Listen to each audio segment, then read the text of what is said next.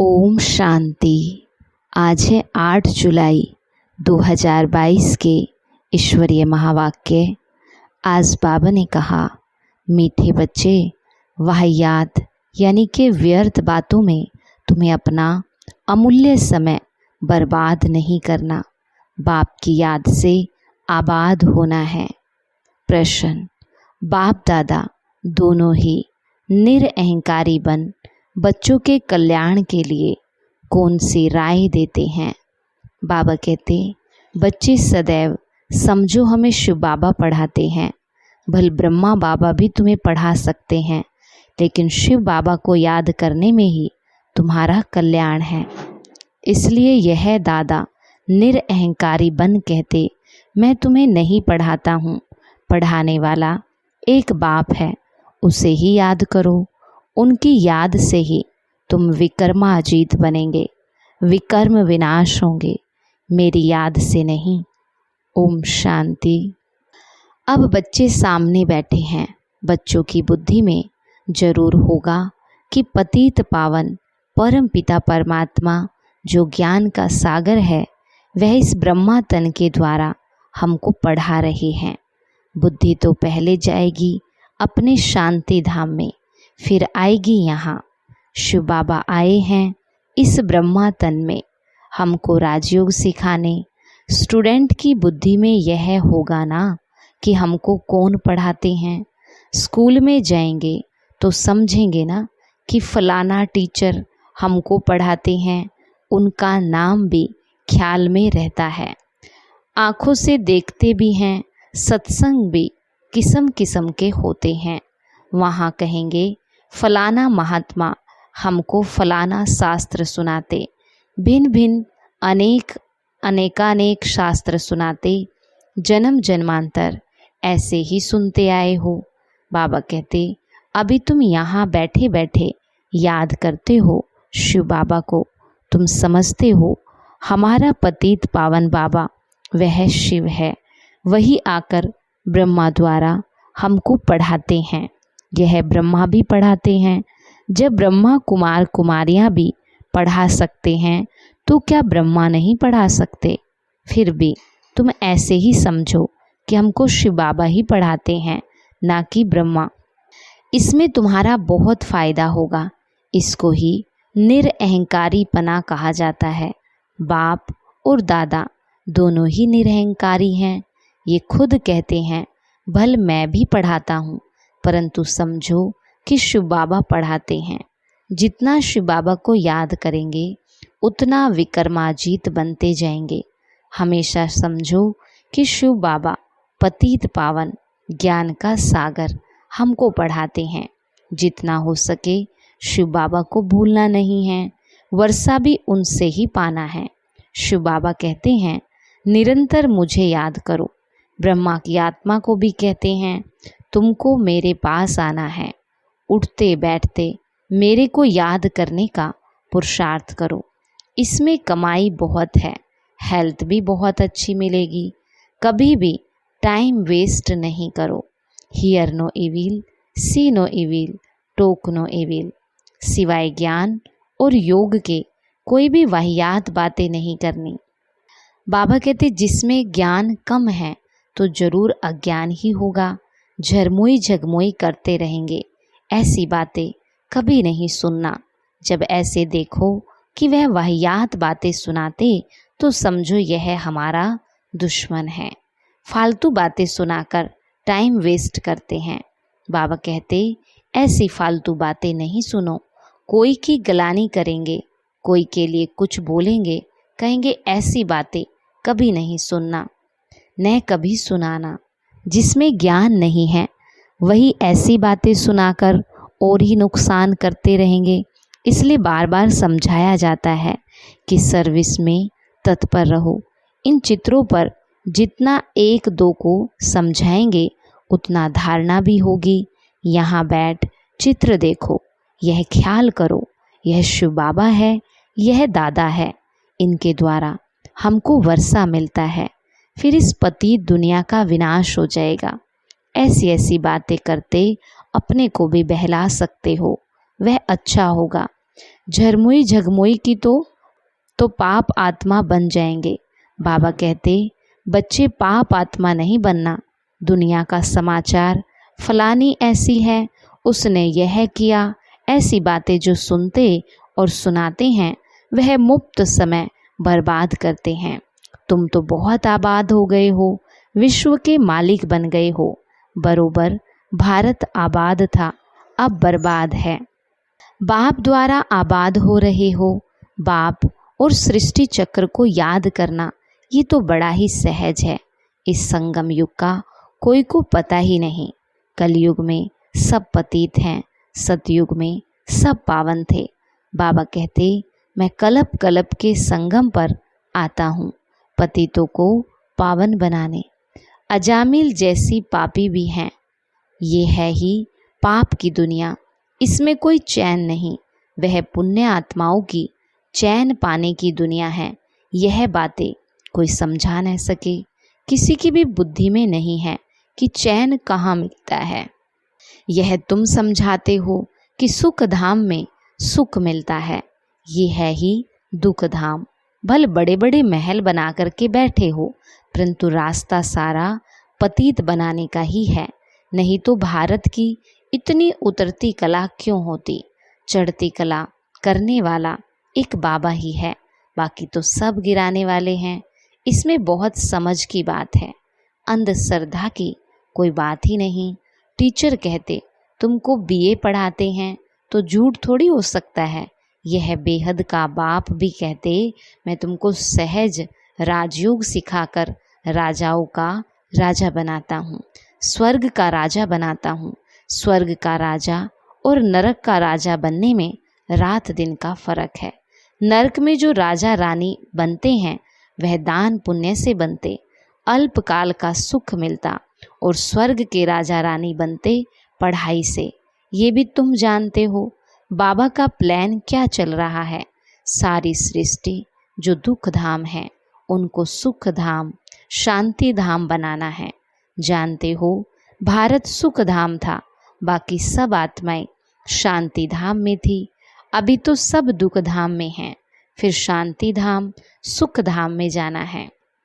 बाबा कहते जो राजयोग सीखते हैं वही सुख धाम में आएंगे, बाकी हिसाब किताब चुकतू कर शांति धाम में चले जाएंगे। शांति धाम सुख धाम क्या है ये दुनिया में किसको भी पता नहीं। ये बाबा भी कहते हम नहीं जानते थे। जो खुद मालिक था वो भूल गया तो बाकी मनुष्य क्या जानते होंगे। ड्रामानुसार सबको गिरना ही है, अब फिर चढ़ने का समय है। बाप कहते हैं मैं आया ही हूँ सबको सुख धाम शांति धाम में ले चलने। तुम्हारे पास बहुत आएंगे, कहेंगे मन को शांति चाहिए।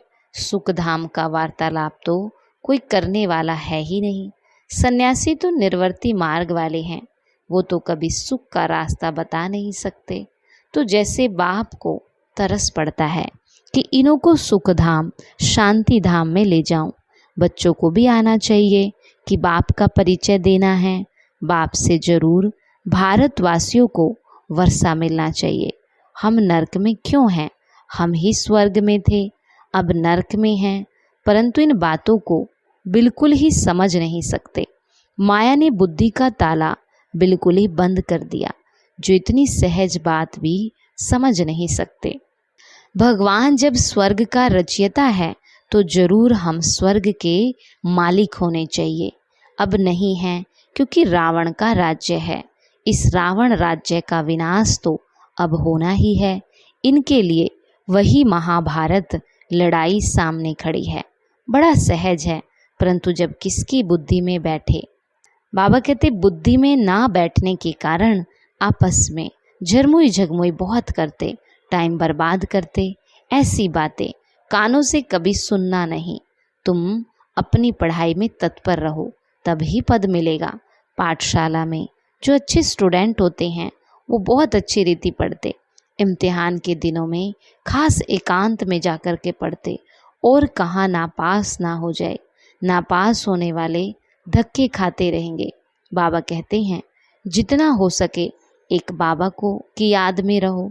सजनी की साजन से सगाई हुई, और बस छाप लग गई। अच्छा, आज शादी की, कल पति मर गया। सारी आयु उसको याद करती रहेगी। अब वह तो पतित बनाने वाले हैं। बाबा कहते, मैं तुमको स्वर्ग का मालिक बनाता हूँ। तो ऐसे बाप को कितना याद करना चाहिए। माया तुम्हारा योग तोड़ने की बहुत कोशिश करेगी, परंतु तुमको बहादुर रहना है। संकल्प बहुत तूफान लाएंगे जो अज्ञान काल में भी नहीं आते थे। जैसे वैद्य लोग कहते हैं, इनसे डरना नहीं। ऐसे नहीं डर कर जाए दूसरी दवाई करो, नहीं। बाबा भी कहते हैं डरना नहीं। मनसा के तूफान बहुत आएंगे, लेकिन कर्मेंद्रियों से कोई विकर्म नहीं करना। एक दो को ज्ञान सुनाकर कल्याण करना। बाबा बहुत समझाते कि तुम अपनी मस्ती में मस्त रहो। घर में गीता पाठशाला खोलो। Charity begins at home. बच्चों को भी स्वर्ग का मालिक बनाओ। बाप स्त्री को, बच्चों को रचते हैं सुख के लिए। तुम भी जानते हो हम भविष्य के लिए कमाई करते हैं, तो क्यों नहीं स्त्री बच्चों आदि को भी कराएं। उनको घड़ी घड़ी बोलो, धंधा धोरी भल करो, सिर्फ बाबा को याद करते रहो। ये प्रैक्टिस ऐसी पड़ जाए जो पिछाड़ी में विनाश के समय एक बाबा की ही याद रहे। आगे बाबा कहते, तुम सब अभी वानप्रस्थ अवस्था में हो। सबको मेरे पास आना है। हम आए हैं ले जाने के लिए। तुम्हारे पंख टूटे हुए हैं। सन्यासी तो ब्रह्म तत्व को याद करेंगे, वह बाप को याद कर ना सके। हाँ, जो देवता धर्म वाला होगा वो मानेगा और शिव बाबा को याद करने लग पड़ेगा। ब्राह्मण बनने बिगर देवता तो बन ना सके। वर्णों की बाजोली है ना। शूद्र वर्ण के थे, अब ब्रह्मा द्वारा ब्राह्मण बन दादी का वर्षा पाते। शूद्र से ब्राह्मण बने, फिर हम नई दुनिया के मालिक बन जाएंगे।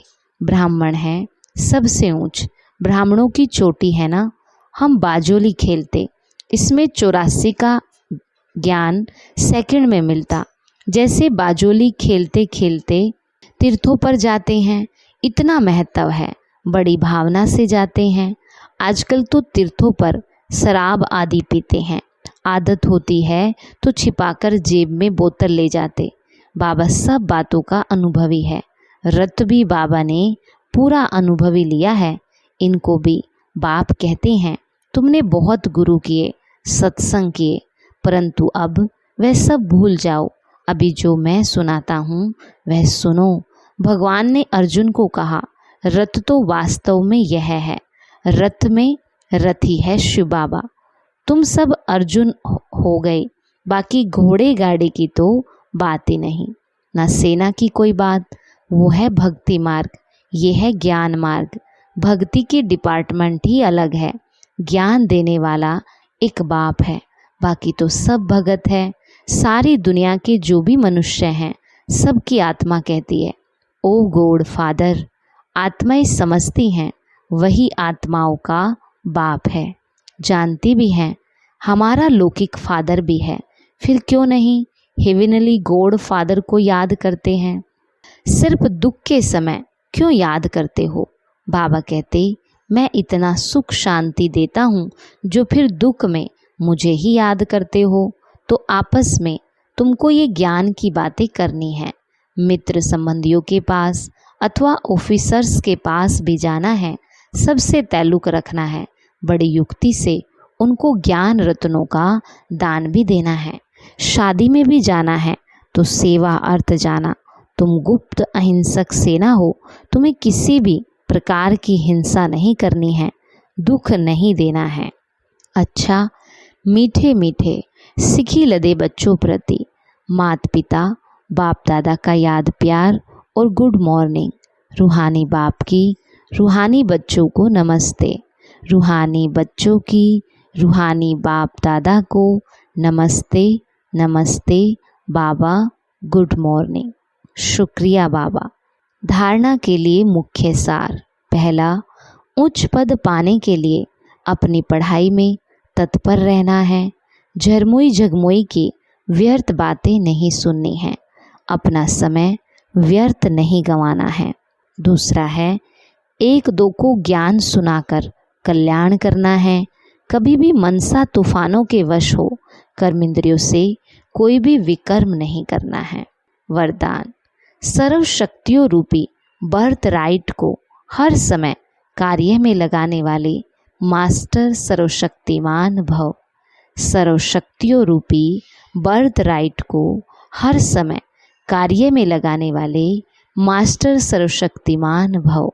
बाबा कहते सर्व शक्तियाँ बाप का खजाना है और उस खजाने पर बच्चों का अधिकार है। अधिकार वाले को जैसे भी चलाओ वैसे वह चलेगा। ऐसे ही सर्व शक्तियाँ जब अधिकार में होंगी तब नंबर 1 विजयी बन सकेंगे। तो चेक करो कि हर शक्ति समय पर काम में आती है। हर परिस्थिति में अधिकार से शक्ति को यूज करो। बहुत काल से शक्तियों रूपी रचना को कार्य में लगाने का अभ्यास हो, तब कहेंगे मास्टर सर्वशक्तिमान।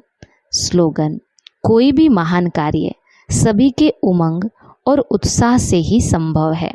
कोई भी महान कार्य सभी के उमंग और उत्साह से ही संभव है। आज का हमारा स्वमान है, मैं मास्टर सर्वशक्तिमान हूँ। मैं मास्टर सर्वशक्तिमान हूँ। आज का अव्यक्त इशारा है, बाबा कहते बच्चे, हर एक बच्चे का लक्ष्य ब्रह्मा बाप समान संपूर्ण बनने का है। तो लक्ष्य प्रमाण सर्व लक्षण स्वयं में भरकर संपन्न बनो।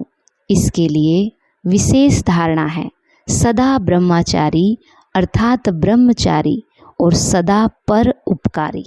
अच्छा, ओम शांति।